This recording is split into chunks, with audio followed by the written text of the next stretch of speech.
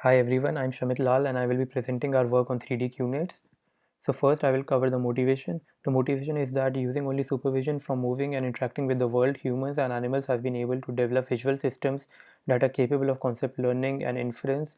Humans and animals can identify the objects, detect their poses and correspond multiple instances of the same object.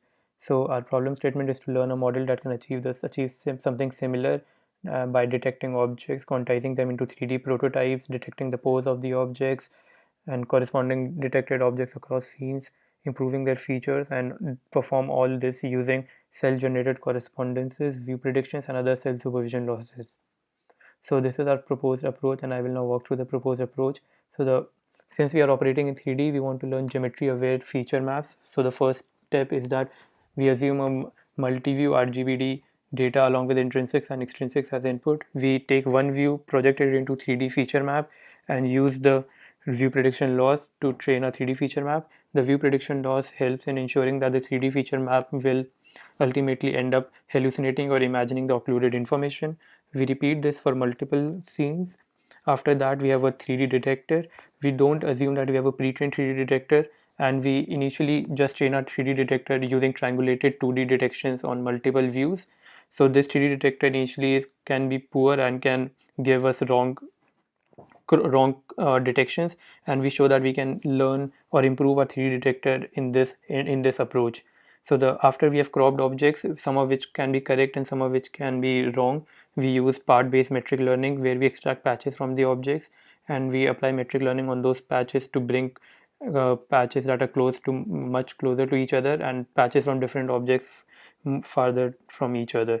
After that, we try to compress the extracted objects into a set of prototypes. These prototypes can be initialized randomly, and we hope that they ultimately end up capturing the objectiveness and the capture the objects in their canonical poses. So once we have cropped objects, we apply non-parametric rotation check and try to match these cropped objects with the prototypes and finally compress them to improve our prototypes even more.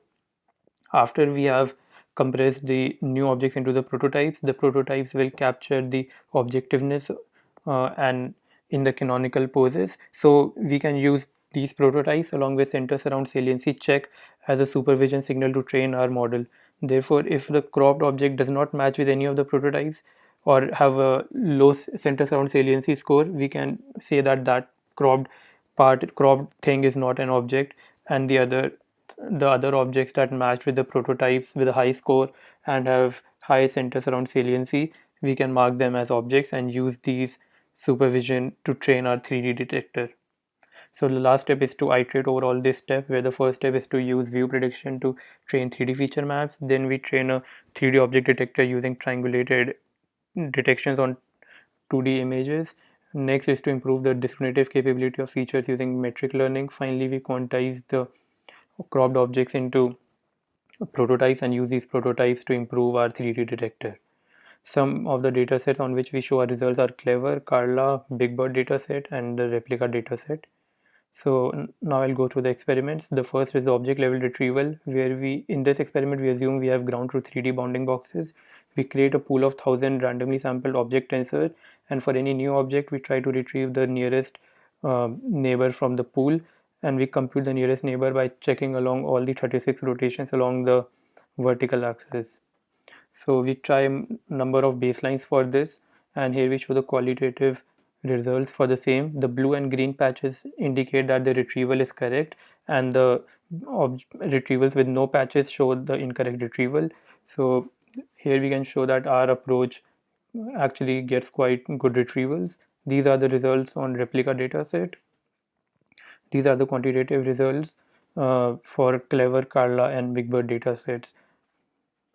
So the next is visual feature compressibility. Here we assign labels to prototypes based on which class of objects from a pool it matches the most number of times, and then for any new object tensor we use the label of the prototype it matches best with as its classification.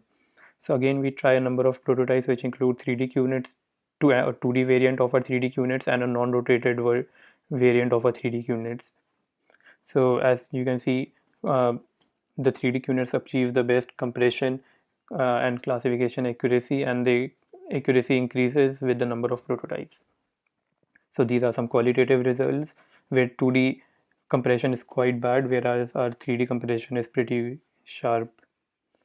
So next results are scene parsing results, where we show that our model can detect the object uh, and we indicate the cluster number of the detected object, which is the prototype with which it matched the best, as well as the rotation along the vertical axis with which it matched the best with the prototype. So this we call scene parsing results, and all this is learned in a self supervised way. So these are scene parsing results on replica dataset. So next we show our self-improving detector results across multiple iterations. As you can see, the detections improve along like as we increase the number of iterations. The green detections are the correct ones, and the red are the prune detections that are marked as wrong based on center surround saliency and the prototype matching score. So finally, conclusion, we show that given multi-view RGBD images, our model can learn to detect objects and organize them into 3D pose and scale canonical prototypes. The modules of our framework improve over time. The proposed 3D visual feature space delivers better compressibility than 2D one, and representation learning using 3D cross-view corresponding mining dramatically improves retrieval overview prediction objectives alone.